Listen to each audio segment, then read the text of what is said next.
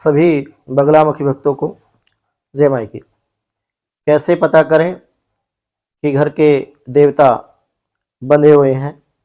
यदि कुलदेवी और कुलदेवता आपके बंधे हुए हैं तो आप कैसे पता कर सकते हैं कि आपके कुल के देवता पितृ या फिर कुल की देवी बंधी हुई है? मैं आचार्य प्रदीप भारद्वाज माँ बगलामुखी के यूट्यूब चैनल में आप सभी भक्तों का हार्दिक स्वागत करता हूँ, हार्दिक अभिनंदन करता हूँ। ये वीडियो आप लोगों के लिए बहुत ही काम की होने वाली है। यदि कुल देवी देवता बंधन में हो तो कुछ वर्षों तक कोई खास अंतर जीवन में, परिवार में या फिर घर में नजर नहीं आता, लेकिन धीरे धीरे जब कुल देवी या कुल का देवता घर परिवार पर से अपना आशीर्वाद हटा लेते हैं, उनका आध्यात्मिक सुरक्षा का जो चक्र होता है, जब वो घर से परिवार से हटता है तो परिवार में आकस्मिक दुर्घटनाएं, अकाल मृत्यु, नकारात्मक ऊर्जा, बाहरी बाधाओं का बेरोक टोक घर में प्रवेश पूर्ण रूप से शुरू हो जाता है। घर परिवार की उन्नति पूर्ण रूप से रुक जाती है, उन्नति पूर्ण रूप से बाधित हो जाती है। हर एक काम यदि आप करते हैं तो उसमें बाधा आने लगती है, संस्कारों का अक्षय बच्चों में हो जाता है, नैतिक पतन एवं घर परिवार में निरंतर कलह, कलेश और अशांति का वास निरंतर ही होने लगता है। यदि मैं बात करूं तो ग्रह नक्षत्र का मेल अच्छा होते हुए भी, कुंडली में शुभ ग्रहों की दशा होते हुए भी परिवार का कल्याण नहीं होता। घर में कोई भी मांगलिक कार्य यदि आप करते हैं तो मंगल का कार्य आपके घर में नहीं होगा, यदि होगा तो उसमें विवाद और लड़ाई अवश्य होगी।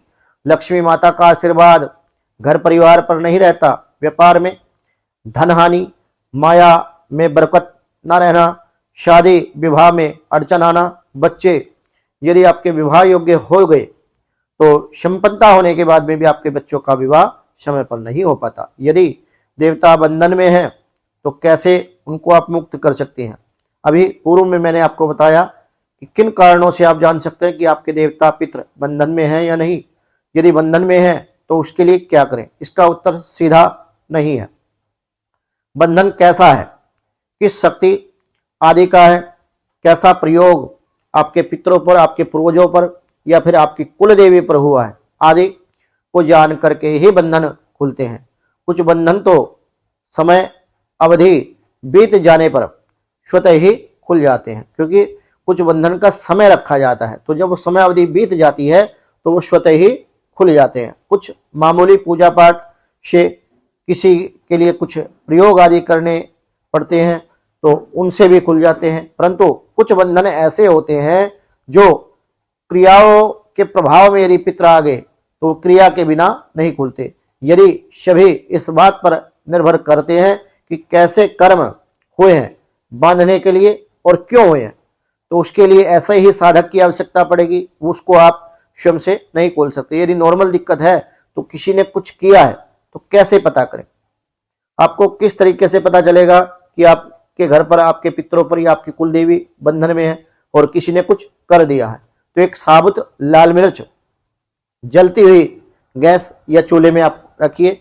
मिर्च जलने की तीखी गंध यदि घर में फैल जाती है तो इसका मतलब ये हुआ कि किसी प्रकार की नजर लगी है, ना ही कोई किया करा या टोना टोटका किया गया है।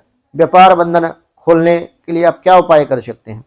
तो यदि आपके व्यापार पे बंधन लगा हुआ है, काम धंधा रोजगार आपका सुचारू रूप से नहीं चल पा रहा, पूर्ण रूप से ठप पड़ चुका है, और दुकान और प्रतिष्ठापन खोलने के समय आपको कौन सा मंत्र बोलना चाहिए ताकि आपके दुकान पर, आपके व्यापार पे लगा हुआ बंधन पूर्ण रूप से हट जाए? यदि आप अपने जीवन में किसी तंत्र बाधा को दूर करना चाहते हैं, आप किसी बंधन को दूर करना चाहते हैं तो आपके लिए माता दुर्गा सर्वश्रेष्ठ शक्ति, सात्विक में तो सिद्ध हो सकती है। सर्वबाधा मुक्ति मंत्र बहुत ही फायदेमंद मंत्र है। माता दुर्गा सर्वबाधा मुक्ति मंत्र किसी भी शुक्रवार के दिन से, शुक्ल पक्ष का जो शुक्रवार होता है उससे आप शुरू करें।